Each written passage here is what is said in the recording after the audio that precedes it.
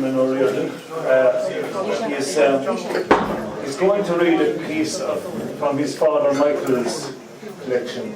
It's in draft form and it will be out very shortly. And from Limerick, he's one of the stalwarts of the White House for many years. It's Tom McCarthy in the vintage rally, so we hope they don't break any ropes there. Try to stay with you, Bob. This was all kind of sudden for us, even though we were told last Wednesday night, we kind of didn't decide only to come, as on the last moment I got a lift down. So choosing the poem we're going to read is another thing. Of course we have a lot of intelligent poems that we won't read here, you know, because it's just kind of a lot of people here that wouldn't understand them. All right, Tom? So I actually go back in history a bit. When I say go back in history, I was listening to the man that was talking about history here when I came in first, and I said, I won't go back that far, for God's sake, they're all dead. Anyway, so I go back a bit shorter than that, a bit longer. School days. I hated school with a passion. I could never learn anything. But even though I hated school, isn't it amazing that the memories always stick with you? You know, no matter how much you hated school, you still talk about the memories. I remember the days when I went to school, you know, when I learned absolutely nothing until I left school.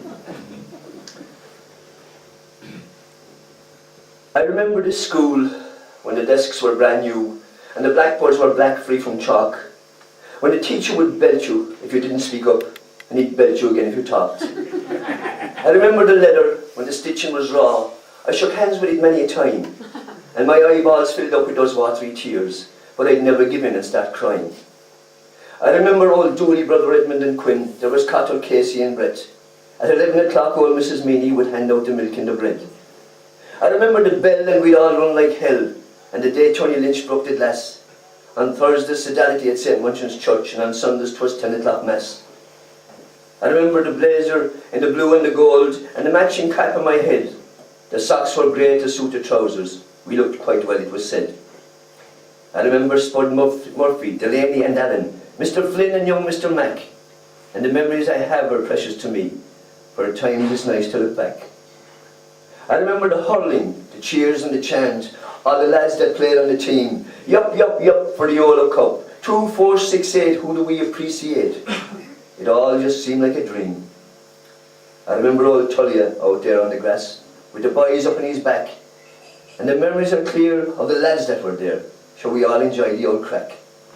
I remember the sports day in the khaki pants, with the dumbbells and flags in the air, and I thought I was flying in the egg and spoon race, but the egg went up in the air. I remember the school with pride and with joy, and I thank all the teachers I've named. For the belt round the ear and the slap of the leather, all through my life I have gained. It taught me respect for my family and friends. It left me with memories of joy, and I'll always remember the school called St. Munchin's, because I went there when I was a boy.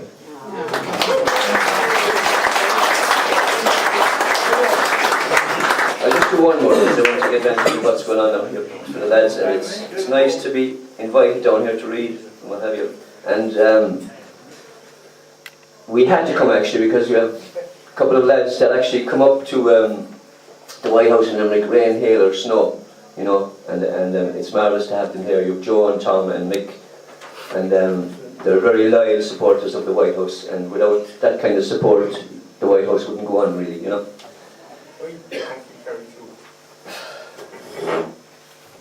And of course that man down there that said something.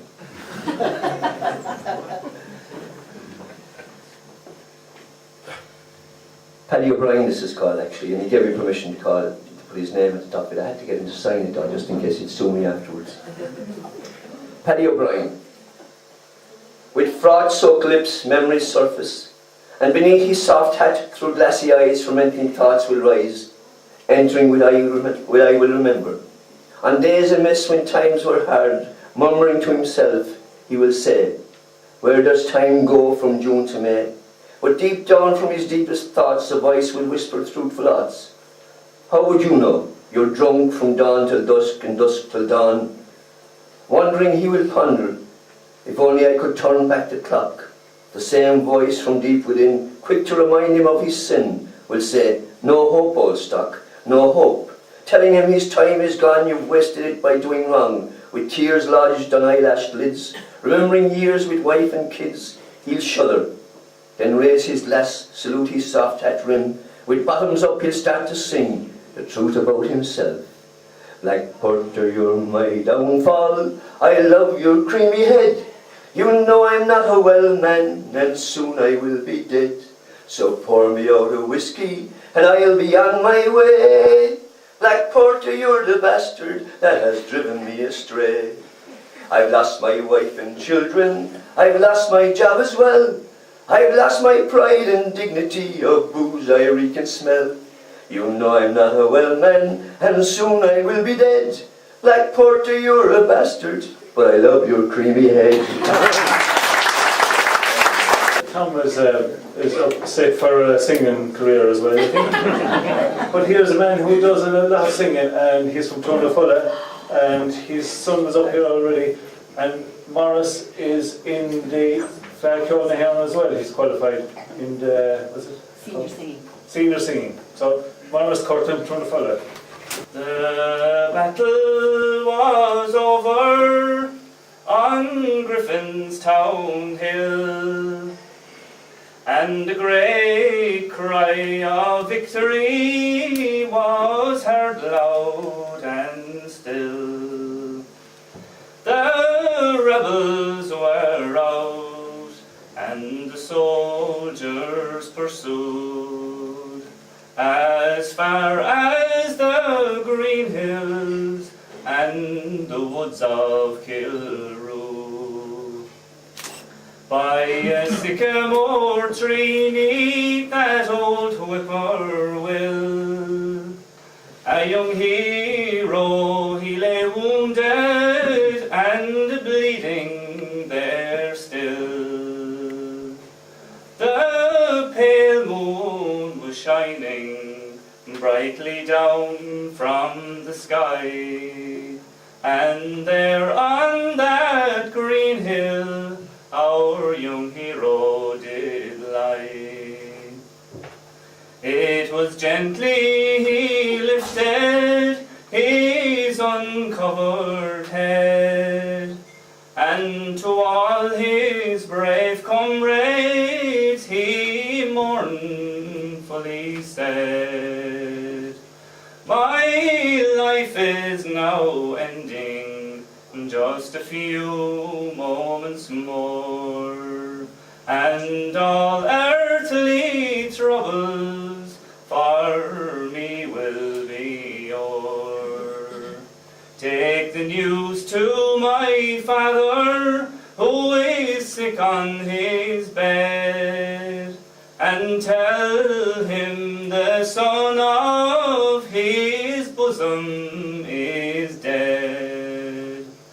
Tell Kathleen O'Donovan, my affectionate wife, that I loved her in death as I loved her in life. Tell Erin, my country, my patriotic isle, my life I have given, and for her one last smile. She may have more brave men who would die for her still, like the rebel who was shot out on Griffin's town hill. We're going to a man from Lochgower now. He's been in an interest in the White House over the last year. John Carew. And Tom McCarthy came up before me, told me that it was the makings of a grand poem, but it was a bit long-winded. So I turned it into a... But to get my own back on Tom, and would say, Tom, I was delighted to hear you singing, because you made that other man that sang before me, before I came up. They sound brilliant. I had to get my own back. This is called So You Think I Cannot Speak. Have you listened to the oak tree that stands tall and proud in the garden by the big house? You may think, what would a tree have to say? But if you know how and listen well, when the gentle breeze blows through my leaves, then I will reveal my secrets. I was planted on the 14th of September in the year of our Lord, 1804, by Thomas O'Callaghan, head gardener to the master of the house on the occasion of the birth of the master's firstborn son. I stood there and watched as this child grew and played with his siblings, this house so full of life back then. I swayed in the wind as if dancing to the music that drifted from the great hall, parties that lasted into the small hours of the morning.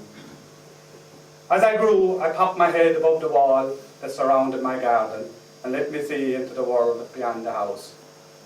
Peasants in the fields, backs bent from their labours of the day, barefoot children dressed in rags. Their lot, one of work and hunger, not of play and schooling, as the privileged ones in my world of the garden and the house. I will tell of the sadness of the night the master passed to the next world. Tears of grief that fell like leaves would fall from me from the first frost of winter. Then the hope of the new master and his bride, as spring would bring hope to me, as the heat of the sun would stir within me new life. You will feel me tremor as I tell my tale of darkness that covered the land, of a blight and hunger that gripped the people with fear and death. The smell of burning thatch as eviction drove people from their homes. I would see them huddled by the wall at night, mothers, fathers, children, life gone from their bodies by the time the sun would rise. As I grew, I could see further from the safety of my garden. I could see the true horror of this blight on our land. Many winters came and went, and still the people suffered. Talk of rebellion filled the air. The house, a much more solemn place now, its glory days long gone. Then talk of a great war in far-off lands, spoken in whispered tones. The master's grandson, 4 times removed, went to play his part and fight for king and country. When he returned, his body crippled and deformed, his crazed mind screaming in the dead of the night, his passing in these to all. Left for the first time without a male ancestor, it fell to the Lady Jane to rule the house. The husband she took, a man of uniform and medals, with a harsh and cruel vice. When the rebels came, they hung him from my lower branch. His screams of horror, as desperate as any man he had put to the sword. Now Lady Jane left to rear her 2 sons, shunned by the people, not one of them, not one of the farmers. Then talk of war in far-off lands once again. This time they did not return. Lady Jane left to live out her life in a state of demented hopelessness. Now the house is derelict, its roof blown to the 4 corners of the land, its great halls covered in brambles and weeds, no longer the grandeur of great balls. Now cider drinking louts carve their names in my bar. Fat Eddie loves Molly. Talk of redevelopment. Ginny, the eco-warrior, chained herself to me, the warmth of her body raising my drooping spirit. Thank God for the recession and the blessing of Nama. When the storm winds blow and try to topple me, I sometimes hear the master's voice calling me home. But my destiny is to stand tall and proud and bear witness to the next 200 years or more. So you think I cannot speak? Just take the time and listen well, and when the gentle breeze blows through my leaves, then and only then will I speak.